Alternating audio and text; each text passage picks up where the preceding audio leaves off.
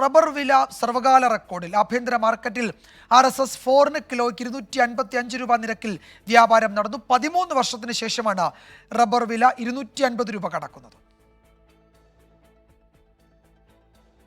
കാലാവസ്ഥയിലുണ്ടായ തിരിച്ചടി റബ്ബർ കൃഷിയെ സാരമായി ബാധിക്കുന്നതിനിടയിലാണ് റബ്ബർ വില കുതിച്ചുയർന്നത്. ആഭ്യന്തര വിപണിയിൽ 13 വർഷത്തിന് ശേഷം ആദ്യമായി റബ്ബർ വില 250 കടന്നു. പ്രാദേശിക മാർക്കറ്റിൽ പലയിടത്തും 255 രൂപയ്ക്ക് വ്യാപാരം നടന്നു. RSS 4-ന് 247 രൂപയാണ് റബ്ബർ ബോർഡ് രേഖപ്പെടുത്തിയിരിക്കുന്നത്. RSS 5-ന് 243 രൂപയാണ്. കഴിഞ്ഞ ജൂൺ 11-നാണ് റബ്ബർ വില 200 കടന്നത്. 2011 ഏപ്രിൽ 5-നാണ് ഇതിനു മുൻപ് ആഭ്യന്തര വിപണിയിൽ ഇത്രയധികം വില ഉയർന്നത്. അന്ന് 243 രൂപയാണ് RSS 4-ന് രേഖപ്പെടുത്തിയത്. രാജ്യാന്തര വില 292 രൂപയായിരുന്നു അന്ന്. 2016 ഫെബ്രുവരിയിൽ വില 91 രൂപയായി കുത്തനെ ഇടിയുകയും ചെയ്തു. അതേസമയം രാജ്യാന്തര വിലയിൽ ഇപ്പോൾ കാര്യമായ മാറ്റമില്ല. ലാറ്റക്സ് വില 245 രൂപയാണ്.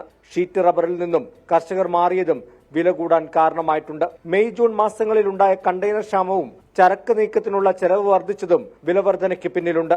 24 കോട്ടയം.